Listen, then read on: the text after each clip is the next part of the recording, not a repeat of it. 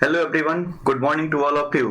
स्वागत है एक बार पुनः आप सभी का लक्ष्य सिविल सर्विसेज के इस यूट्यूब चैनल पे। मैं शशि एक बार पुनः आप सभी का स्वागत करता हूं अपने इस YouTube channel GK with Shashi sir पे। जैसा कि आप लोगों को कल के जो वीडियो अपलोड हुआ था मेरे इस यूट्यूब चैनल के माध्यम से, तो कल आप लोगों को जानकारी दी गई थी क्लास शेड्यूल के बारे में। उसी कंटिन्यूएशन में आज का हमारा टॉपिक है। ये आपके सामने दिख रहा है 5 राज्यों के विधानसभा चुनाव परिणाम। हाल ही में जो 2 मई को ये 5 राज्यों के विधानसभा चुनाव परिणाम आए हैं, इस पे हम विस्तृत चर्चा करेंगे और इस बात की पता करेंगे कि ये कैसे चीफ मिनिस्टर की नियुक्ति होती है और कैसे कैसे क्या प्रोसीजर है। ममता बनर्जी चुनाव हारने के पश्चात भी कैसे चीफ मिनिस्टर के रूप में शपथ ले ली हैं, फ्यूचर में उनके सीट के साथ क्या होगा, वो कैसे विधानमंडल की सदस्य बनेंगी, ये विधानमंडल क्या होता है, विधानमंडल के किस सदन का सदस्य होना अनिवार्य है, क्या क्या ये सब कंडीशन, ये तमाम चीजों पे आज इस क्लास में हम चर्चा करेंगे या इस वीडियो में हम चर्चा करेंगे। ये पीपीटी आप लोगों को मेरे Telegram channel GS zone Gopalganj पे मैं एक दिन पहले ही अपलोड कर दिया हूँ। जैसा कि आप लोगों को मैं पहले भी बताया हूँ कि ये तमाम पीपीटी जितना पढ़ाया जाएगा ये तमाम पीडीएफ फॉर्म में या ऐसे ही ये पीपीटी फॉर्म में मेरे टेलीग्राम चैनल जो है जीएस जोन गोपालगंज, उस पे एक दिन पहले अपलोड कर दिया जाता है, जैसे कि आप लोगों को पता चल जाए कि अगले दिन किस टॉपिक पे चर्चा होगा। पहले वीडियो पे आप लोगों का काफी रेस्पॉन्स रहा और सब्सक्राइबर लगभग 800 तक पहुंच गए हैं। मैं पूरी तरह से कोशिश में हूं किस तरह से लाइव आप लोगों के पास पहुंचा जाए या लाइव क्लास लिया जाए, तो आप परेशान ना हो। मैं पूरी तरह से कोशिश में हूं और जरूर आप लोगों का जो मतलब डिमांड है उसको मैं पूरा करने का पूरा कोशिश करूंगा। ठीक है, तो आइए अब बात करते हैं। ये थोड़ा बहुत अपने कोचिंग इंस्टीट्यूट के बारे में है। लक्ष्य सिविल सर्विसेज, ये गोपालगंज मेन स्टेडियम के बगल में ये कोचिंग चलता है। लक्ष्य सिविल सर्विस ऑफलाइन क्लासेस अभी चल रहा था, अभी ये क्लासेस ऑफ हैं, तो जिस किसी भी को भी ऑफलाइन क्लासेस करनी हो लॉकडाउन खुलते ही आप ज्वाइन कर सकते हैं। लक्ष्य सिविल सर्विसेज काफी एक महत्वपूर्ण तरीके से यहाँ पे एकदम टू द पॉइंट सब कुछ डिस्कस किया जाता है, एग्जाम ओरिएंटेड यहाँ पे क्लास लिया जाता है, तो आप इस बात को ध्यान में रखेंगे। कोचिंग का इस यूट्यूब चैनल है, जिस यूट्यूब चैनल के माध्यम से आप मुझे देख रहे हैं, जीके विद शशि सर। अभी तक आपने इस चैनल को सब्सक्राइब नहीं किए हो तो कृपया आप सब्सक्राइब कर सकते हैं और साथ में बेल आइकन तो आपको दबाना ही होगा, क्योंकि जैसे कोई नया वीडियो अपलोड होता है उसका नोटिफिकेशन आपको क्या हो प्राप्त हो जाए।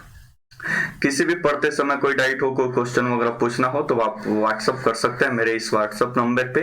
आप व्हाट्सअप कर देंगे, जैसे ही मुझे फुर्सत मिलेगा या टाइम मिलेगा मैं आपको जरूर रिप्लाई दूंगा, थोड़ा लेट से ही लेकिन रिप्लाई जरूर आपको मिलेगा इस व्हाट्सअप नंबर पे। आप ये जितना पीपीटी प्राप्त करेंगे, यही टेलीग्राम चैनल है जीएस जोन गोपालगंज, इसी के माध्यम से हम आपको तमाम पीपीटी और कुछ इंपॉर्टेंट जो एग्जाम रिलेटेड इंफॉर्मेशन होता है इसके माध्यम से आपको लगातार मिलते रहता है और कुछ इंपॉर्टेंट मटेरियल्स वगैरह भी इस पे प्रोवाइड किया जाता है। संस्थान का अपना यानी लक्ष्य सिविल सर्विसेज गोपालगंज का अपना फेसबुक पेज है, आप चाहें तो इस फेसबुक पेज से भी तमाम नॉलेज गैदर कर सकते हैं, नॉलेज या तमाम इंफॉर्मेशन को प्राप्त कर सकते हैं। मेन स्टेडियम के पश्चिम में ये ग्लोबल कंप्यूटर के ऊपर है, ये गोपालगंज में इंस्टीट्यूट चलता है। ठीक है, और भी किसी इंस्टीट्यूट के बारे में और किसी चीज की जानकारी आपको लेनी हो तो ये दिए गए नीचे 2 नंबर पे आप संपर्क कर सकते हैं और किसी भी विषय में आप अपने जांच पड़ताल कर सकते हैं। ठीक है, तो आइए बढ़ते हैं हम टॉपिक की तरफ। जैसे कि टॉपिक है ये 5 राज्यों के विधानसभा चुनाव परिणाम। तो आइए सबसे पहले देखते हैं कि संविधान में इस 5 राज्यों के विधानसभा चुनाव परिणाम ये जो है, ये 5 राज्यों के विधानसभा चुनाव परिणाम अगर भारत के मैप पे देखें ये 5 राज्य किधर हैं, तो एक तो यहाँ पे पश्चिम बंगाल है, एक तो यहाँ पे चुनाव हुआ है, एक यहाँ पे नॉर्थ ईस्ट स्टेट में एक स्टेट है जिसका नाम है असम। तो ये हो गए, एक स्टेट ये हो गया, ये दूसरा हो गया, तो 2 ये हो गया। एक तमिलनाडु में यहाँ पे चुनाव हुआ है तो ये तीसरा स्टेट हुआ और इसी के बगल में एक यहाँ पे केरला है, यहाँ पे चुनाव हुआ है तो चौथा स्टेट हुआ। और एक यूटीज यानी पुदुचेरी में यहाँ पे एक पुदुचेरी है केंद्र शासित प्रदेश, यहाँ पे भी चुनाव हुआ है। तो 4 स्टेट और एक केंद्र शासित प्रदेश में चुनाव हुआ है। इन्हीं चुनाव परिणाम क्या आए इस पर हम बातचीत करेंगे। ये चुनाव परिणाम मतलब इलेक्शन कमीशन, जैसा आपको पता है कि भारत का इलेक्शन कमीशन यानी चुनाव आयोग इन तमाम चुनाव को संपन्न करता है। हालांकि एक चुनाव आयोग आपको स्टेट में भी मिलेगा, लेकिन स्टेट का चुनाव आयोग पंचायत और नगर पालिका के चुनाव को संपन्न करता है। जैसा कि आप अभी यूपी में देख रहे होंगे, वहां पे जो पंचायत चुनाव चल रहा था तो वहां पे सेंट्रल जो इलेक्शन कमीशन है उससे कोई लेना देना नहीं है। वहां की प्रत्येक स्टेट की अपनी राज्य चुनाव आयोग होती है जो राज्य लेवल पे नहीं पंचायत और नगर पालिका से संबंधित संबंधित चुनाव को मतलब संपादित करती हैं। लेकिन ये विधानसभा चुनाव कराने की जिम्मेदारी चुनाव आयोग के पास है, जो संविधान में वर्णित एक संवैधानिक संस्था है। ठीक है, तो इस बात को ध्यान में रखेंगे। ये चुनाव आयोग को अपने चुनाव कराने के लिए किस किस ऑफिसर के कहाँ पे नियुक्ति करता है, कभी कभी सो रिटर्निंग ऑफिसर क्या होता है, फिर कैसे मतलब ये तमाम चीजें होती है, इसका मैं एक अलग वीडियो बनाया हूँ लोकसभा चुनाव के समय, वहां पे कौन सा ऑफिसर कहाँ पे काम करता है, तो आप उस वीडियो को जाकर विजिट कर सकते हैं। उस वीडियो को आप इन बातों को समझ सकते हैं। आइए बढ़ते हम नेक्स्ट पॉइंट की तरफ। अब जिस राज्य सरकार या राज्य चुनाव आयोग परिणाम के बारे में हम जानकारी प्राप्त करेंगे, उसकी थोड़ी सी जानकारी मैं आपको मतलब बता दूं, थोड़ी सी जानकारी मैं आपको देना चाहूंगा। अब भारतीय संविधान के भाग 6, आपको मालूम है कि भारतीय संविधान में वर्तमान में 25 भाग हैं, लेकिन क्रमानुसार ये भागों की संख्या अभी वर्तमान में कितना है, 22 है। लेकिन ऐसा अगर देखा जाए तो भागों की संख्या कितना है, 25। तो 25 भाग में जो भाग 6 है, इसी भाग 6 में अनुच्छेद 152 से लेकर 237 तक में राज्य सरकार के बारे में बताया गया है, यानी राज्य सरकार के बारे में बताया गया है। जैसे अब भाग 1 से जाए तो भाग 1 में जैसा कि आपको पता है कि संघ एवं राज्य क्षेत्र है, भाग 2 में आप जाएंगे तो वहां पे नागरिकता है, भाग 3 में मौलिक अधिकार है, भाग 4 में आप जाएंगे तो डीपीएसपी या राज्य के नीति निर्देशक तत्व हैं, भाग 5 में आपको मिलेगा भाग 4A में आपको मौलिक कर्तव्य मिलेगा। फिर भाग 5 में जाएंगे तो भाग 5 के अंतर्गत संघ की सरकार या केंद्र सरकार के बारे में तमाम चीजें आपको मिलेगी। फिर भाग 5 से जैसे ही भाग 6 में पहुंचेंगे, अनुच्छेद 152 से लेकर 237 तक में राज्य सरकार के बारे में बताया गया। अनुच्छेद 152 में राज्य सरकार कैसे क्या होती है, इन तमाम चीजों का एक डेफिनेशन दिया गया है और प्रत्येक राज्य सरकार को मतलब इसमें थोड़ा सा बताया गया है। अब इस 152 से लेकर 237 की बात करें तो इसमें राज्य की कार्यपालिका भी है, विधायिका भी है, न्यायपालिका भी है। कार्यपालिका क्या होती है, विधायिका क्या होता है, न्यायपालिका क्या होता है, ये संविधान के 3 महत्वपूर्ण स्तंभ है। इसे मेरे यूट्यूब चैनल पे पॉलिटी के प्लेलिस्ट में जाइएगा तो फिर वहां पे मैंने इन तीनों के बारे में, कार्यपालिका, विधायिका, न्यायपालिका, इन तमाम चीजों के बारे में एक अच्छा खासा वीडियो बना रखा है, तो आप उसको वहां से हेल्प ले सकते हैं। तो राज्य की कार्यपालिका अगर बात करें तो अनुच्छेद 153 से लेकर 167 तक है। इसमें राज्य की कार्यपालिका में मुख्यतः राज्यपाल, मुख्यमंत्री एवं मंत्रिपरिषद, इसी टॉपिक पे हम अभी चर्चा करेंगे। मुख्यमंत्री के टॉपिक हमारा आज है, इस पे हम चर्चा करेंगे, और मंत्रिपरिषद ये फिर कभी चर्चा होगा। फिर महाधिवक्ता राज्य की कार्यपालिका में भी से ही शामिल है। फिर ये हुआ सब राज्य कार्यपालिका के पार्ट है। फिर आता है राज्य विधानमंडल। राज्य विधानमंडल अनुच्छेद 168 से लेकर 212 तक है। फिर राज्य की विधायी शक्ति, सामान्यतः अनुच्छेद 213 में राज्यपाल की जो अपनी अध्यादेश जारी करने की शक्ति है वो इसमें बताई गई है। फिर राज्य में उच्च न्यायालय यानी न्यायपालिका भी है, 214 से लेकर 32 तक। फिर अधीनस्थ न्यायालय डिस्ट्रिक्ट कोर्ट के बारे में बताया गया, 33 से लेकर 37 तक। कहने का मतलब कि भाग 6 के अंतर्गत राज्य की कार्यपालिका, विधायिका और न्यायपालिका के बारे में पूरी तरह से मतलब संविधान में बताया गया। एक ओवरऑल बताया तो विधायिका का काम होता है वो कानून का निर्माण विधायिका कानून का निर्माण करती है, और ये कानून का निर्माण 2 ही जगह पे, या तो कानून का निर्माण संसद करती है तो इसको केंद्र की विधायिका बोलते हैं, या दूसरा होता है विधानमंडल, ये राज्य में होता है। तो ये दोनों विधायिका के मतलब ये विधायिका के रूप में जाने, केंद्र की विधायिका है संसद और राज्य की विधायिका है विधानमंडल।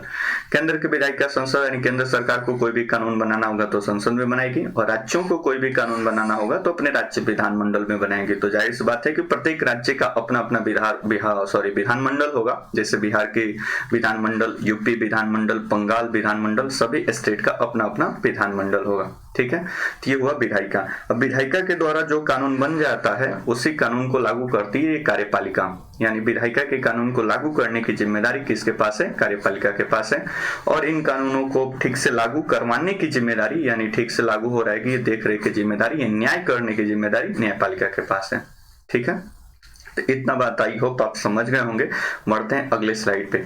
अगला स्लाइड मैंने ब्लैंक रखा है इस बात को समझाने के लिए कि आगे जैसे हम चीफ मिनिस्टर के टॉपिक पे पहुंचेंगे, आपको एक चीज बहुत मतलब कॉमन आपको मिलेगी, विधानसभा। तो आइए सबसे पहले ये समझ लेते हैं कि विधानसभा होता क्या है। अभी तक काफी लोग मतलब इस बात पे सोच विचार में रहते हैं कि विधानसभा, विधान परिषद, विधानमंडल, इसमें क्या अंतर होता है, क्या मतलब ये सब एक ही समान है कि क्या है। तो आइए सबसे पहले इसी पे चर्चा करते हैं।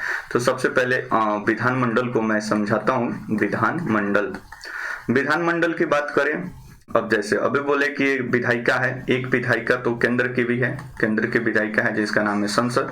जैसा कि आपको पता है कि संसद के दो सदन हैं, एक को बोला जाता है लोकसभा और दूसरे को बोला जाता है राज्यसभा। जी हाँ, संसद के दो सदन है, लोकसभा और राज्यसभा। एक संसद के अभिन्न अंग के रूप में कार्य करता है भारत का प्रेसिडेंट। तो ये तीन लोग हैं। तो ऐसा कहा जा सकता है कि भारत की संसद तीन लोगों से मिलकर बनती है, लोकसभा, राज्यसभा और प्रेसिडेंट। या ये भी कहा जा सकता है कि भारतीय संसद दो सदनीय है, यानी भारतीय संसद में दो सदन है, एक है लोकसभा और दूसरा है राज्यसभा। वैसे ही अगर बात करें विधानमंडल की, तो पूरे भारत में विधानमंडल की संख्या, जैसे मैंने बताया कि आपको प्रत्येक स्टेट में एक होगा, तो एक तो ऐसे देखा जाए तो 28 स्टेट में विधानमंडल होगा, और इसके साथ साथ 3 यूटीज यानी 3 केंद्र शासित प्रदेशों में भी विधानमंडल है। एक है पुदुचेरी, जिसके बारे में आगे चर्चा मिलेगा, और दूसरा है जम्मू कश्मीर, और तीसरा है दिल्ली। यानी टोटल 3 राज्य में विधानमंडल भी है। टोटल कितने स्टेट हो गए? 31, यानी 31 स्टेट में विधानमंडल है। अब ये विधानमंडल की खासियत है कि विधानमंडल में एकरूपता नहीं, यानी सभी जगह पे एक समान नहीं है। कहीं कहीं पे विधानमंडल एक सदनीय है, कहने का मतलब सिर्फ एक सदन है, और कहीं कहीं पे विधानमंडल दो सदनीय है, कहने का मतलब दो सदन है। जहां पे विधानमंडल एक सदनीय है वहां पे सिर्फ है विधानसभा, यानी वहां पे एक ही सदन है, विधानसभा। विधानसभा में जो लोग जाकर बैठते हैं यानी चुनाव जीत कर जाते हैं, इन्हीं को बोला जाता है MLA, member of legislative assembly. जहां पे दूसरा सदन है उसको बोला जाता है विधान परिषद, यानी जहां पे दूसरा सदन है उसको बोला जाता है विधान परिषद। विधान परिषद में जो लोग जाकर बैठते हैं उनको बोला जाता है एमएलसी। ठीक है। अगर भारत की बात करें तो भारत के मात्र 6 स्टेट में अभी ये विधानमंडल है। इन 6 स्टेट की बात करें तो एक स्टेट तो अपना बिहार है जहाँ पे ये विधान परिषद है, और दूसरा है यूपी जहाँ पे विधान परिषद है, तीसरा है महाराष्ट्र, कर्नाटक, तेलंगाना, और एक है आंध्र प्रदेश। तो इन 6 राज्यों में ही सिर्फ विधान परिषद है, बाकी तमाम राज्यों में यानी और राज्यों में विधान परिषद नहीं है। ठीक है। इन 6 राज्यों में क्यों विधान परिषद है, बाकी राज्यों में क्यों नहीं विधान परिषद है, ये आप जरूर सोच रहे होंगे, लेकिन ये दूसरा टॉपिक का मुद्दा हो जाएगा। मेरा टॉपिक मतलब विधानमंडल पे डिस्कशन करना नहीं है, मेरा टॉपिक का मुद्दा है तो चीफ मिनिस्टर रेफरेंस में ले रहा हूँ, फिर कभी इस बात पे जानकारी आपको दे दी जाएगी कि यहाँ पे क्यों है और क्यों नहीं है। ठीक है। तो आइए बढ़ते हैं। जहां तो विधानमंडल जहां पे सिर्फ एक सदन होगा तो वहां पे बोलेंगे कि एक सदनीय है, जहां पे 2 सदन होगा वहां पे बोलेंगे 2 सदनीय है। तो जाहिर सी बात है कि जहां पे एक सदन होगा वहां पे विधानमंडल का गठन, यानी जहां पे एक सदन होगा वहां पे विधानमंडल का गठन कैसे होगा? एक तो होगा विधानसभा और दूसरा होगा राज्यपाल। तो जहां पे एक सदनीय होगा वहां पे विधानमंडल में एक होंगे विधानसभा के मेंबर और दूसरा राज्यपाल, और जहां पे 2 सदनीय होगा वहां पे एक विधानसभा भी होगा, विधान परिषद भी होगा, और इस साथ साथ क्या होंगे? राज्यपाल भी होंगे। तो आई होप इतना सारा बात आपको दिमाग में आ गया होगा। ठीक है। जैसे भारत के एक मिनट आपको, जैसे अगर भारत की बात करें तो भारत की अगर बात करें तो जैसे संसद का लोकसभा और राज्यसभा है, वैसे ही बात करेंगे तो विधानसभा और विधान परिषद है। एक मिनट आप रुक जाएंगे। तो मैंने क्या बताया कि जैसे मतलब यहाँ संसद की बात करें,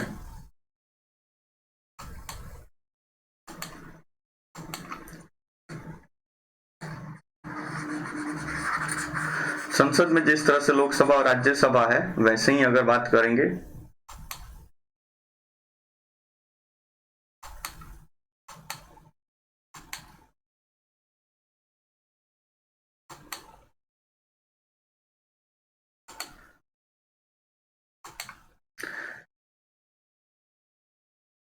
ठीक है। तो संसद है, तो संसद में जिस तरह से लोकसभा और राज्यसभा है वैसे ही मैंने बताया कि आपको मतलब वहां पे विधानसभा और विधान परिषद है।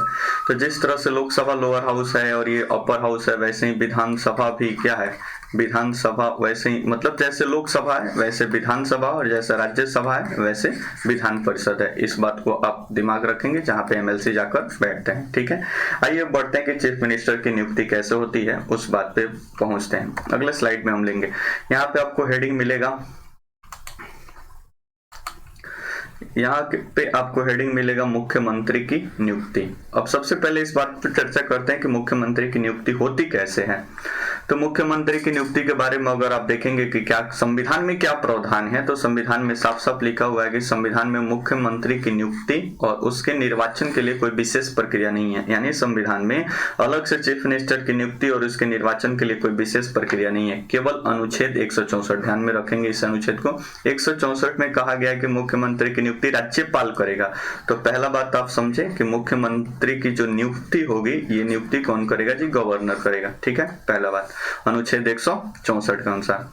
लेकिन इसका तात्पर्य यह नहीं है कि राज्यपाल किसी भी व्यक्ति को मुख्यमंत्री नियुक्त करने के लिए स्वतंत्र है। अब तो सामान्य सा मतलब आप यही सोच रहे हैं राज्यपाल नियुक्त करेगा, तो राज्यपाल तो सेंट्रल द्वारा नियुक्त होता है, तो इसका यह मतलब नहीं है कि वो स्वतंत्र है कि किसी भी व्यक्ति को क्या कर देगा? नियुक्त कर देगा। संसदीय व्यवस्था में, यानी जहां पे संसदीय व्यवस्था है, राज्यपाल राज्य विधानसभा में बहुमत प्राप्त दल के नेता को मुख्यमंत्री नियुक्त करता है। ध्यान रखें, क्या बोले? राज्य विधानसभा में। राज्य विधानमंडल अभी मैंने चर्चा किया था, राज्य विधानमंडल, विधानमंडल और विधानमंडल में जहां जहां पे दो सदन है, विधानसभा, ये रहा विधानसभा, और दूसरा है विधान परिषद, विधान परिषद। तो अभी यहाँ पे क्या देखे? संसदीय व्यवस्था में राज्यपाल राज्य विधानसभा के बहुमत प्राप्त दल के नेता को ही मुख्यमंत्री नियुक्त करता है। किसके बहुमत प्राप्त दल के नेता को? विधानसभा के बहुमत प्राप्त दल के नेता को। अब बहुमत प्राप्त दल के नेता का क्या कहने का मतलब है? अब शुरू से एक बार और पढ़िए। संविधान में मुख्यमंत्री की नियुक्ति के लिए कोई स्पेशल प्रावधान नहीं है। अनुच्छेद 164 में राज्यपाल इनकी नियुक्ति करेगा, लेकिन राज्यपाल भी स्वतंत्र नहीं है कि किसी भी व्यक्ति को नियुक्त कर देगा। राज्यपाल उसी व्यक्ति को नियुक्त करेगा जिसका राज्य विधानसभा में, ध्यान रखना है, विधानसभा में बहुमत हो। किसी भी परिस्थिति में विधानमंडल में बहुमत हो तो गलत है, विधान परिषद में बहुमत हो तब भी गलत है। बहुमत कहां पे होना चाहिए? विधानसभा में। बहुमत कहने का सामान्य सा मतलब है कि विधानसभा के टोटल जितना सीट है उसका 50% प्लस 1 होना चाहिए। जिस पार्टी या पार्टी के ग्रुप के पास ये 50% प्लस 1 होगा, उसका एक व्यक्ति मतलब चीफ मिनिस्टर बनने के लिए क्या हो जाएगा? योग्य हो जाएगा। ठीक है, मान लीजिए कि मैं बिहार का एग्जांपल लेता हूं, तो बिहार में विधानसभा सीटों की संख्या है 243, तो इसका बहुमत के लिए कितना चाहिए? इसका 50% प्लस 1 करेंगे तो इसका कितना हो जाएगा? 122। वैसे ही अभी के चुनाव की बात करें तो अभी के चुनाव में अगर बात करें तो अभी के चुनाव जहां जहां पे भी हुआ है वहां पे भी विधानसभा में बहुमत का मतलब क्या होगा? वहां के जितना मतलब विधानसभा की सीट है उसका 50% प्लस 1।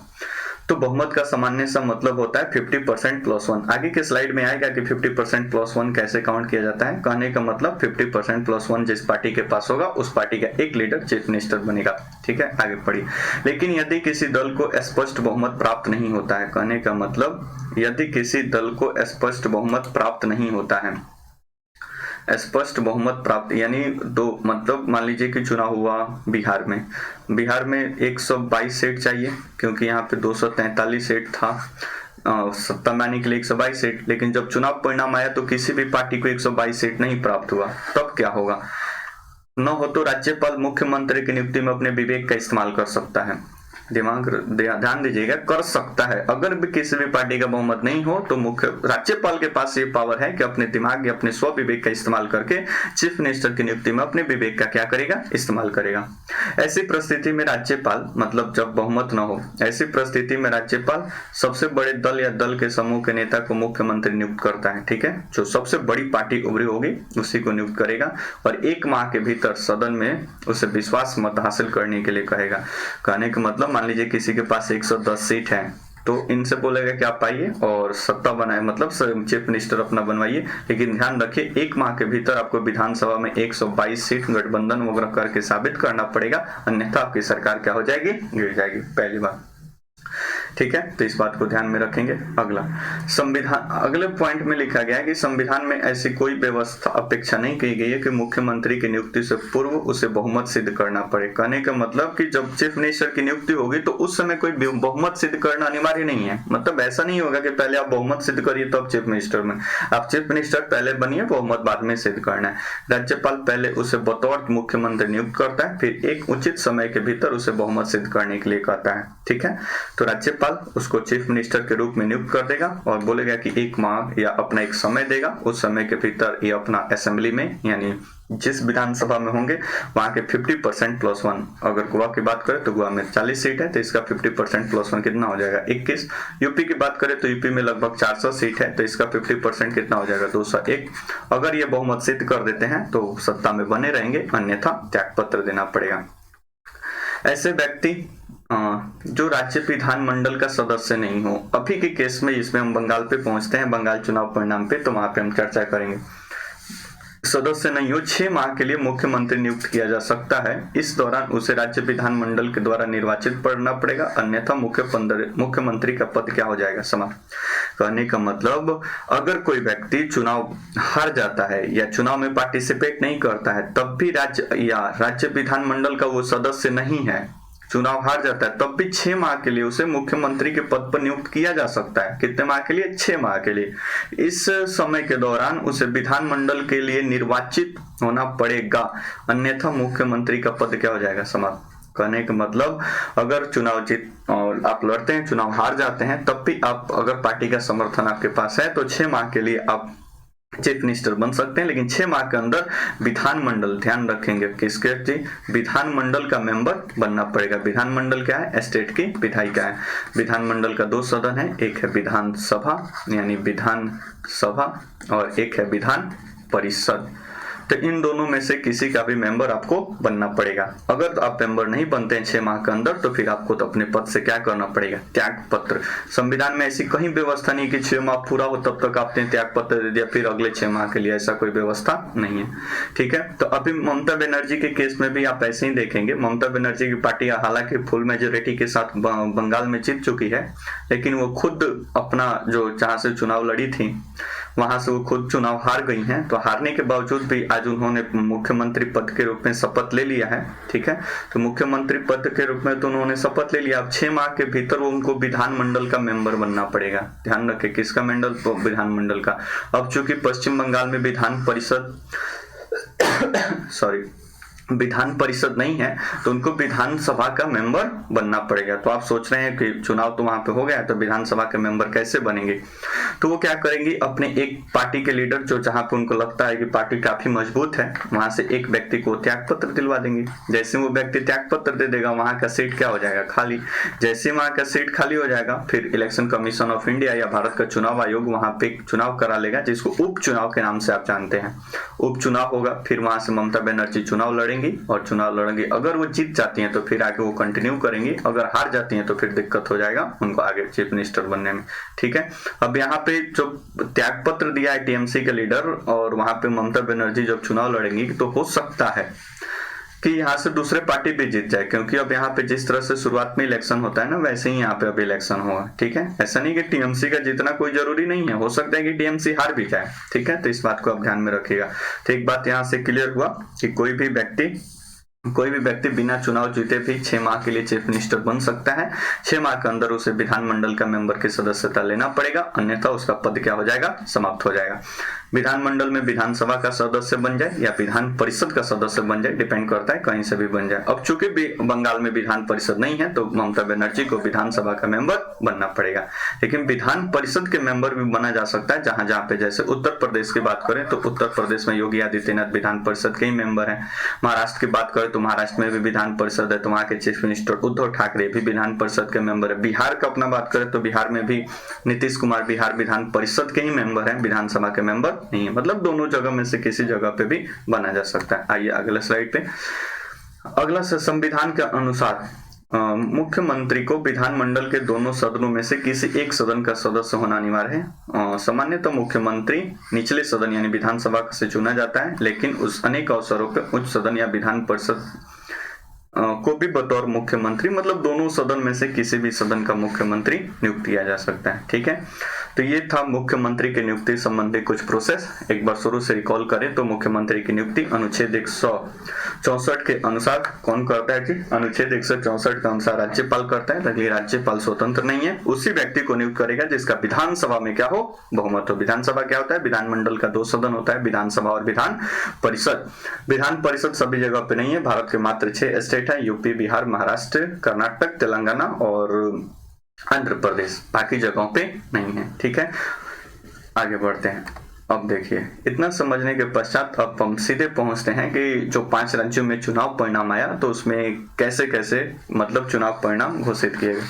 सबसे पहले हम बात करते हैं काफी चर्चित इन 5 राज्यों में सबसे चर्चित चुनाव रहा पश्चिम बंगाल का। तो ये पश्चिम बंगाल का डाटा दिया गया है। यहाँ पे पश्चिम बंगाल विधानसभा सीटों की संख्या 294, मतों की गिनती हुई 292 सीटों पे। इलेक्शन कमीशन का ऐसा नियम कानून है कि अगर किसी सीट पे किसी राज्य स्तरीय पार्टी और या किसी नेशनल पार्टी के किसी लीडर का चुनाव से पहले मृत्यु हो जाती है तो वहां पे चुनाव को पोस्टपोन कर दिया जाता है। तो वैसे ही 2 सीट पे यहाँ पे कुछ कंडीशन हुआ पश्चिम बंगाल में, तो 292 सीटों पे ही है यहाँ पे चुनाव परिणाम घोषित हुआ है।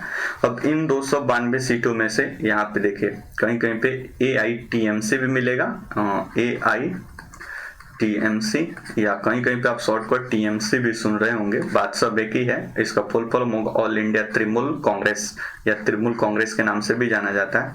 अब टोटल ये 213 सीट जीती हैं। बीजेपी जो पिछले इलेक्शन में मात्र 3 सीट थी, बहुत बड़ी उपलब्धि है पश्चिम बंगाल में, यहाँ पे 77 सीट मिली हुई है। आगे पहुंचेंगे तो आगे अदर्स के खाते में 2 सीट गई हैं।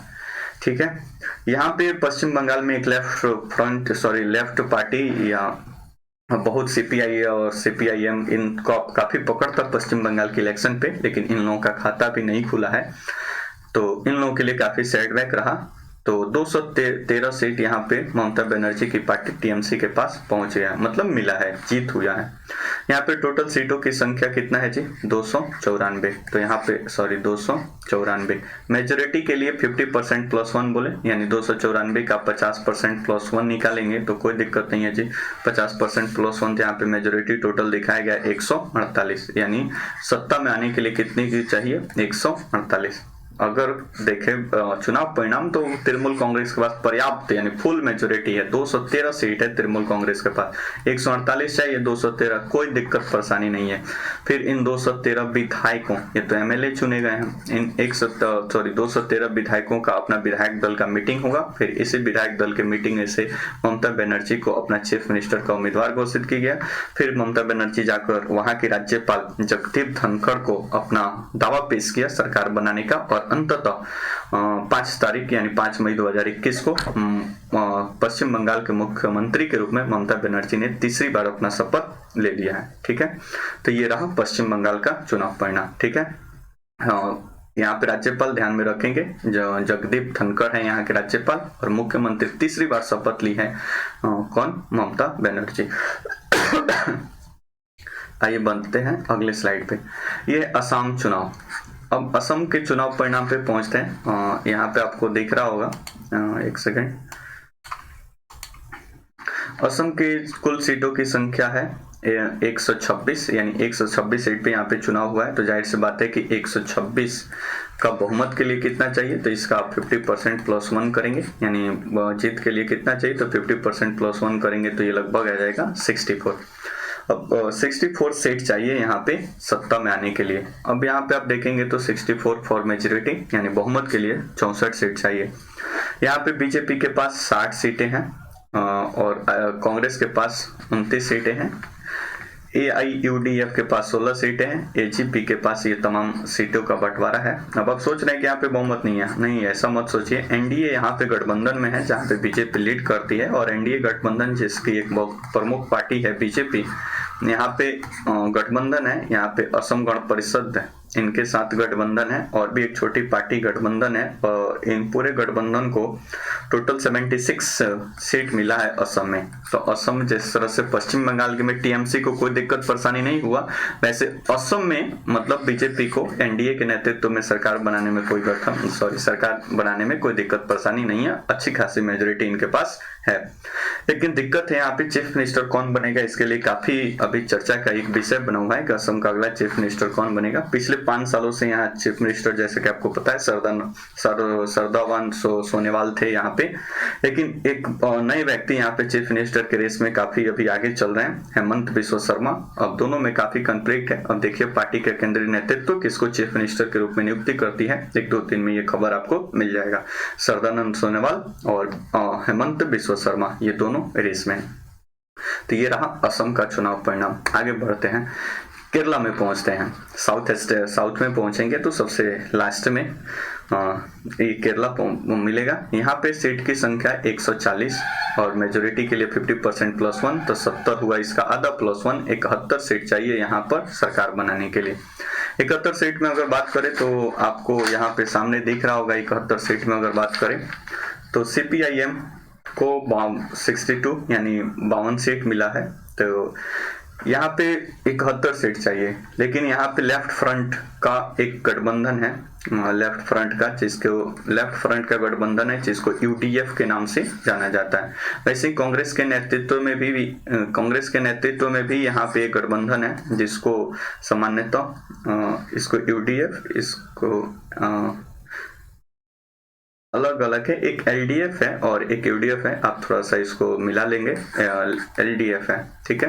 तो ये दो गठबंधन है, तो सॉरी ये LDF है और ये UDF है। तो इसको फुल मेजोरिटी मिल गया है, लगभग 97 सीट पे ये लोग जीते हुए हैं और लगातार दूसरी बार PNRI विजयन जो है वो चीफ मिनिस्टर के रूप में शपथ लेंगे। यहाँ के राज्यपाल हैं आरिफ मोहम्मद खान जो इनको शपथ दिलवाएंगे।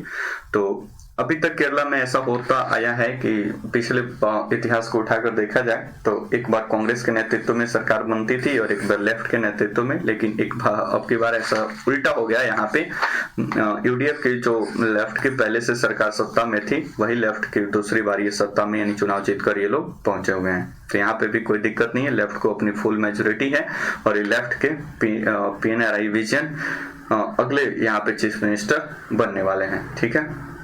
और एक यहाँ पे देखिए बीजेपी का तो यहाँ पे खाता नहीं खुला है। हालांकि पिछले चुनाव में बीजेपी यहाँ पे यानी जब 2016 में जब चुनाव हुआ था केरला में तो 2016 में बीजेपी ने अपना खाता जरूर खोला था केरला में, लेकिन 2021 के चुनाव में बीजेपी को यहाँ पे कोई मतलब सीट प्राप्त नहीं हुआ है, ठीक है। तो ये है केरला, यहाँ के राज्यपाल हैं आरिफ मोहम्मद खान और यहाँ पे अगले CM बनेंगे लेफ्ट पार्टी यानी CPIM के उम्मीदवार होंगे PNRI विजयन। बढ़ते हैं अगला स्टेट हमारा होगा तमिलनाडु। तमिलनाडु की अगर बात करें तो तमिलनाडु में यहाँ पे देखिए तमिलनाडु में टोटल सीट की संख्या 234 सीटों पे रिजल्ट आ चुका है। तो मेजोरिटी के लिए 234 का आपको मालूम है, तो फॉर्मूला आप भी समझ गए होंगे कि विधानसभा का टोटल सीट का 50% +1 तो 234 का 50% निकालेंगे तो सबसे पहले 200 का 100 और 34 का 17 117 +1 यानी टोटल 118 सीट चाहिए फॉर मेजोरिटी, यानी जिसके पास भी 118 सीट होगा उसका व्यक्ति एक कोई बन जाएगा वहां का चीफ मिनिस्टर। तो यहाँ पे देखिए DMK जो पार्टी है, DMK पार्टी यहाँ पे पूरी तरह से फुल मेजोरिटी में है। यहाँ पे DMK पार्टी यहाँ पे देखिए 133 सीट है इनके पास। तो MK स्टालिन यहाँ पे मतलब DMK के बहुत ही गद्दावर नेता हैं। MK स्टालिन का लगभग पूरी तरह से चीफ मिनिस्टर बनना तय है। कुछ दिनों में आप न्यूज में सुनेंगे कि MK स्टालिन यहाँ पे मतलब तमिलनाडु के नए चीफ मिनिस्टर बनेंगे। तमिलनाडु के अगर बात करें कौन राज्यपाल है तो यहाँ पे राज्यपाल हैं बनवारी लाल पुरोहित। यहाँ पे राज्यपाल हैं बनवारी लाल पुरोहित, ठीक है। तो यहाँ पे लेफ्ट पार्टी के अब DMK के पास और भी लोगों का गठबंधन है, लेकिन DMK को फुल मेजोरिटी है 133 सीट, तो जीत 118 ही चाहिए, तो कोई दिक्कत नहीं है यहाँ पे सरकार बनाने में। कहाँ पे? तमिलनाडु में, ठीक है। आगे बढ़ते हैं, लास्ट स्टेट मेरा है पुदुचेरी, एक केंद्र शासित प्रदेश है। अब इस केंद्र शासित प्रदेश की बात करें तो यहाँ पे भी यहाँ की एक लोकल पार्टी है, यहाँ पे आपको दिख रहा होगा AINRC। इन्होंने टोटल सीट तो यहाँ पे है 30, तो जीत के लिए मेजोरिटी के लिए तो चाहिए 16 यानी 30 का 50% +1 यानी 30 का 50% +1 आप निकालेंगे तो जाहिर सी बात है कि 16 सीट आएगा। तो 16 सीट अगर बात करें तो ये देखिए 10-16 सीट इनके पास है। ये दोनों गठबंधन में है यहाँ पे, यानी AIRNC और BJP NDA यहाँ पे भी गठबंधन में है। NDA गठबंधन में है, इसलिए इनको भी पुदुचेरी में कोई दिक्कत नहीं है। NDA की गठबंधन पे यहाँ पे सरकार बनेगी, कोई दिक्कत, ठीक है। और यहाँ पे N रंगास्वामी एक लीडर है AIRNC की, जो अगले चीफ मिनिस्टर के रूप में उनके नाम चर्चा में आ रहा है, लगभग पूरी तरह से तय है। यहाँ के लोकल लीडर काफी अच्छे खासे लीडर हैं। तो N रंगास्वामी पुदुचेरी के अगले CM होंगे। और यहाँ के राज्यपाल की बात करें तो तमिलिसाई सुंदरबंचन यहाँ के राज्यपाल हैं, ठीक है। तो ये रहा आपके 5 राज्यों के विधानसभा का चुनाव परिणाम और क्या डाटा रहा मुख्य तरह से करंट अफेयर्स के तौर पे इसको लेंगे तो 5 राज्यों में कौन कौन से मुख्यमंत्री बनेंगे, तो कुछ स्टेट बन गए हैं। तमिलनाडु तो तय है, केरला भी तय है, और क्या बोलते हैं पुदुचेरी भी तय है, पश्चिम बंगाल में बन गई। असम में थोड़ा सा कंफ्यूजन है कि वहां पे चीफ मिनिस्टर कौन बनेगा, क्योंकि 2 लोग रेस में है, सर्बानंद सोनोवाल और एक और कोई व्यक्ति है वहां के लोकल लीडर। तो इस बात को आप ध्यान में रखेंगे, वहां के एक अपडेट मार लेंगे। करंट अफेयर्स अगले एग्जाम पॉइंट ऑफ व्यू से किस स्टेट में कितनी सीट है इस बात को ध्यान में रखेंगे, क्योंकि जैसे नया चुनाव होता है वैसे इस बात का इंपॉर्टेंस बढ़ जाती है कि उस स्टेट में कितनी सीट है। तो इस बात को भी आप ध्यान में रखेंगे, और खासकर से वहां के राज्यपाल कौन है इस बात को भी आप ध्यान में रखेंगे। ठीक है, तो आई होप ये सेशन आपको काफी पसंद आया होगा, और तमाम आपके करंट अफेयर्स के साथ साथ कुछ बेसिक बातों को भी आप समझ पाए होंगे।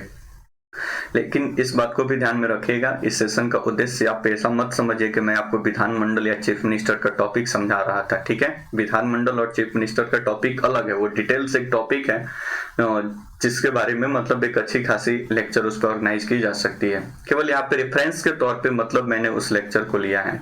ठीक है, आप थोड़ा सा किताब का हेल्प लेंगे तो हालांकि यहाँ से भी आपको बातें समझ में आ जाएगी, फिर भी कुछ बातें समझ में नहीं आए तो कोई दिक्कत नहीं है। जो नंबर दिया गया आप मैसेज कर सकते हैं या कॉल कर सकते हैं अपने डाउट क्लियर करने के लिए। ठीक है, कॉल कभी रिसीव ना हो तो ज़्यादा परेशान नहीं होगा, मैं जैसे फ्री होऊंगा कॉल बैक करके आपको आपका रिप्लाई दे दूंगा, या आपको व्हाट्सअप मैसेज वॉइस मैसेज है जैसे भी हो मेरे पास कर दें और मैं फिर आपको समझा के वो भेज दूंगा। ठीक है, तो धन्यवाद, मिलते हैं फिर किसी नेक्स्ट सेशन में।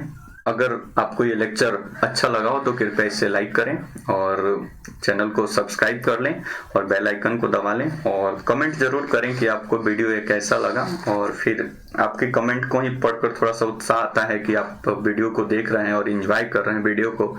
अन्यथा फिर ये कैमरे के सामने से वीडियो बनाना होता है उतना पॉसिबल नहीं होता है, थोड़ा सा कठिन कार्य लगता है कि कैमरा को देखकर अब वीडियो बनाना है और कैमरा को ही पढ़ाना है। सामने स्टूडेंट रहते हैं तो ऑफलाइन क्लासेस में थोड़ा सा कम दिक्कत होती है, इसलिए आप कमेंट बॉक्स में जरूर अपना राय दीजिएगा कि आप कैसे फील कर रहे हैं इन क्लासेस को, और आगे इसी वे में अगर क्लास चले तो आपको कितने हेल्पफुल होंगे। इन तमाम चीज़ों के बारे में जरूर आप कमेंट में बताइए, चाहे हमें मैसेज कर सकते हैं मेरे व्हाट्सएप नंबर पे या टेक्स्ट मैसेज जैसे भी हो, अपना मैसेज जरूर भेजाएं। ठीक है, तो मिलते हैं किसी नेक्स्ट वीडियो में, धन्यवाद।